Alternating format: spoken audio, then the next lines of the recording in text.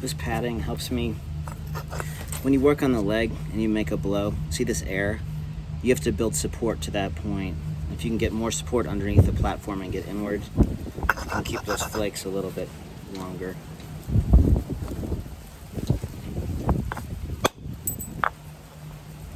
Didn't hit that one quite in enough. The platform wasn't quite right. That's okay.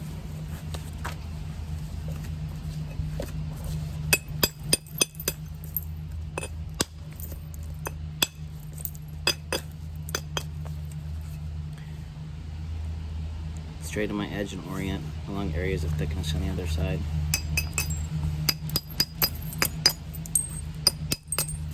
Can isolate with this little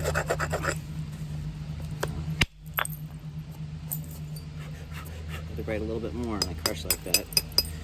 This early stage is sloppy.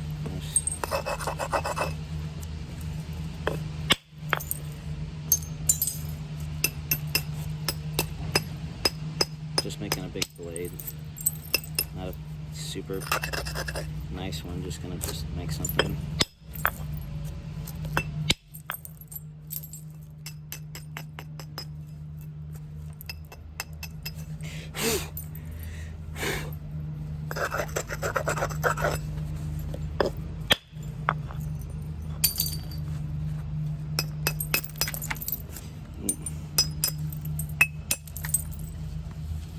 Overstruck that badly.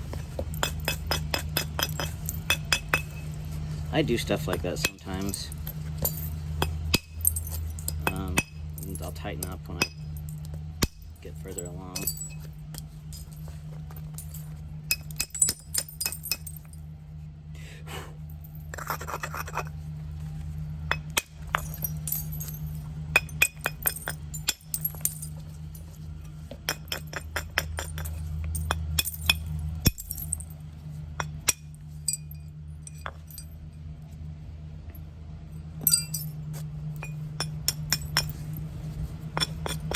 Pinch, you don't abrade, especially on this stuff.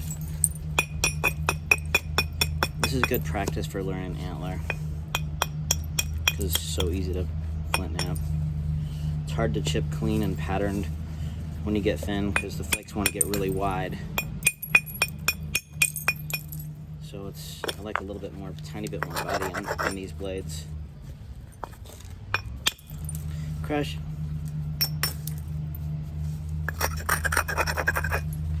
Slow down. There we go.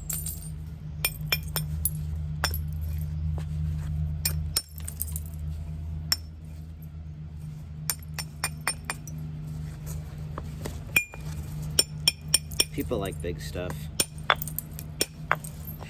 Even if it's sort of clunky, just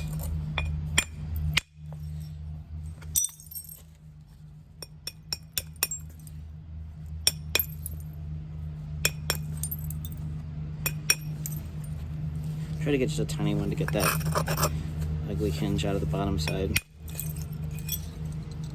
Bottom side and then top. Don't want to go straight into that again unless your edge is really turned and you're very confident that you have enough thickness on your platform to get under it.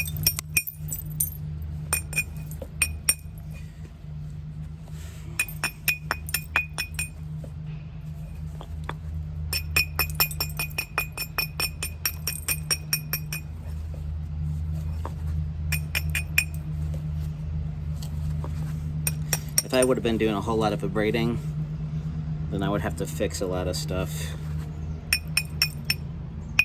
It's another reason why Antler is really friendly on this stuff, because you don't have to beef up your edges and hit those platforms strong enough that copper would carry through.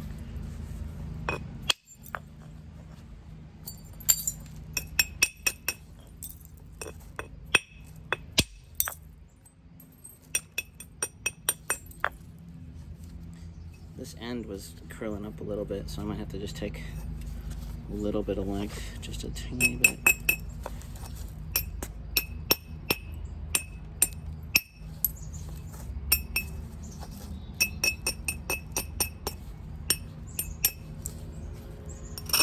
I do a lot of flint knapping. Sometimes I feel like posting videos. I want to have them be different and helpful. I've said it before, but I want this channel to be, the production quality is, let me get better light, is not great, but some of the information people have the time, if they're really into knapping, to watch, rather than trying to engage with a really big audience. One, because this is not commercial. I'm just doing this for you guys, not for me. And I only have so much time. So, hopefully that's enough light. So, I'd rather 400 or 500 people that are into the artifact side of flint knapping rather than the modern art side watch, rather than, a humongous audience.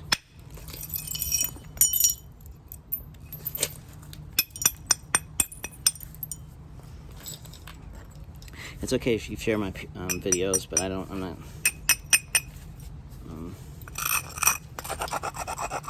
It's okay if you just keep it to ourselves.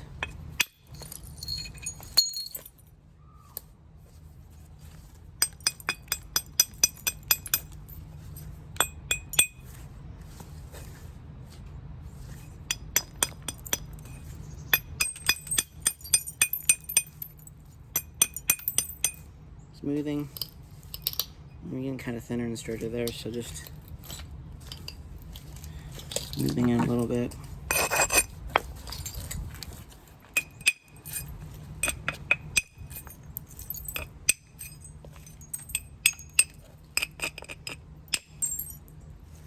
See how I can just brush, and feel when there's enough strength.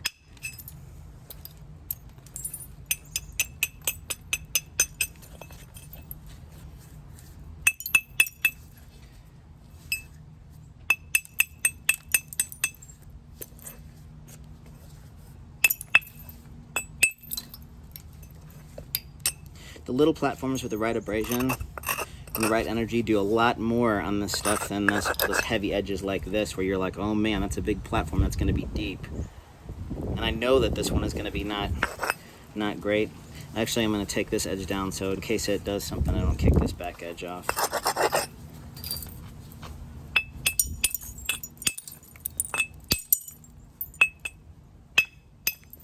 That's hammerstone trimmer.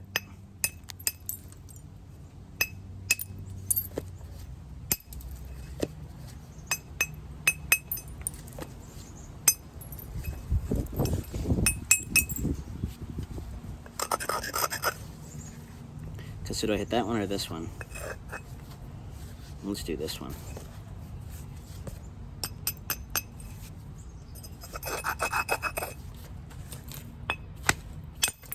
Hit it too thin and low. That took that edge thickness off though.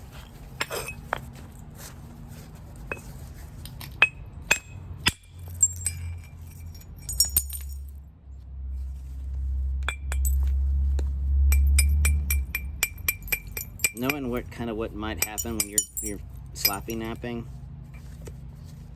so that you've got escape routes, is really what it's all about. And if you just grind and just look around for the best platform and do that, then that's the antithesis of that. And there's some prehistoric knapping where they did that, but it's very little. Most of the what appears to be random flaked isn't even random flaked.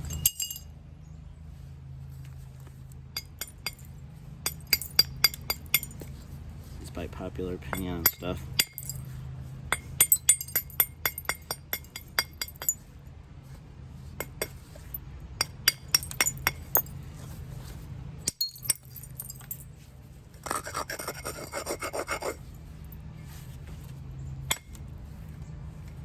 This is a bad platform because I was trying to hit it here and I caught there. This is too low. That's too stiff. That's the kind of stuff that here in about 15 minutes I can't do that at all. When you're getting dimensional and your edge qualities are getting more uniform, those escape routes have to be better planned. Didn't grind it enough, hit it too fast. I've been working so much rut hurt. Anyway, slow down a little bit. There we go.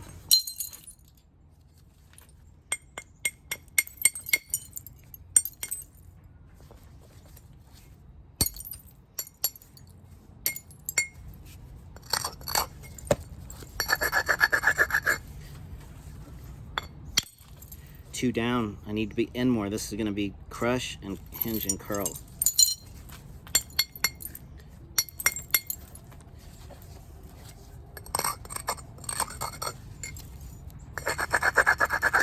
This stuff abrades so easy, it's hard to manage these. There we go. See how I ground that enough so I can hit it? I hit it more than once and it was okay. I was fairly confident with that platform.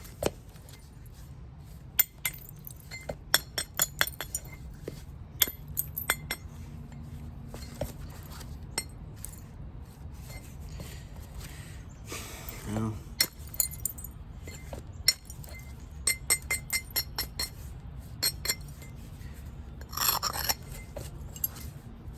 getting a feel for when you know that problems are too bad.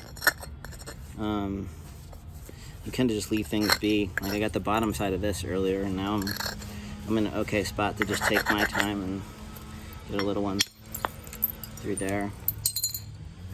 I'm gonna move over, and when my edge is right, I can come back this way.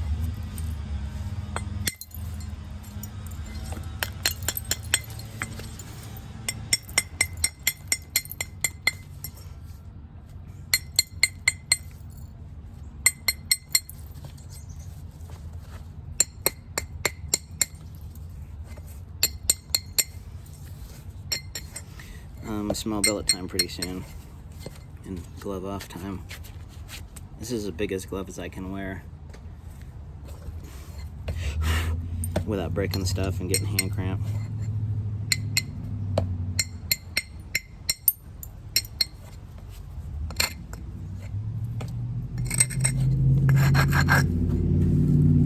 Yeah, small billet.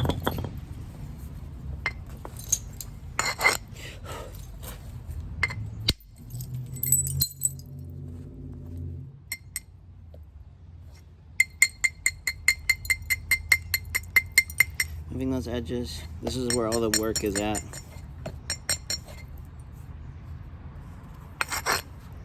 Knowing when to do your little trimmers and when to get in on the longer flakes.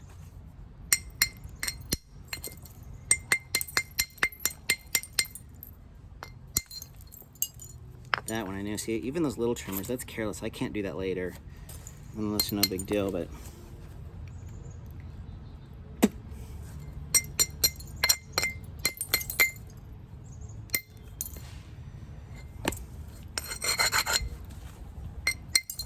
I want all these little ones to be deliberate and clean. And bottom, I don't want to lose any length here. So I'm going to do a little back grind here to lower that corner and hopefully get in a little spot here and just flick a teeny one. Could have been a little less crushy. There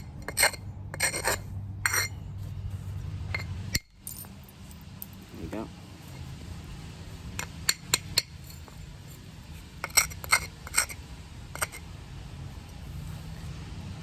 too heavy.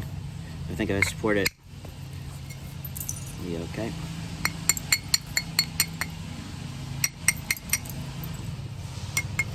This never fails. Do a video and the mower guys show up. I have no idea how that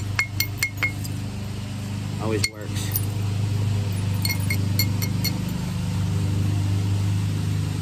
Let's do part 2.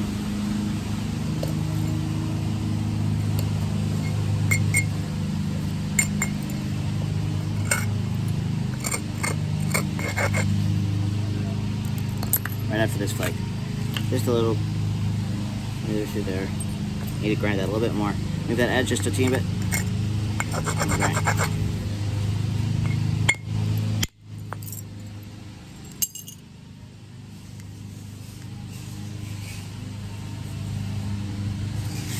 Probably shouldn't have taken that flake. I wasn't ready to move the edge that much. That's okay. Turn it off after this flake. See how wide that stuff gets sometimes when the surface conditions are like that? I'll have to come down on this side. Okay, let's do part 2. This one is from Oregon is why I'm wearing the Oregon Ducks t-shirt. Thank you for the shirt, Mr. Bell.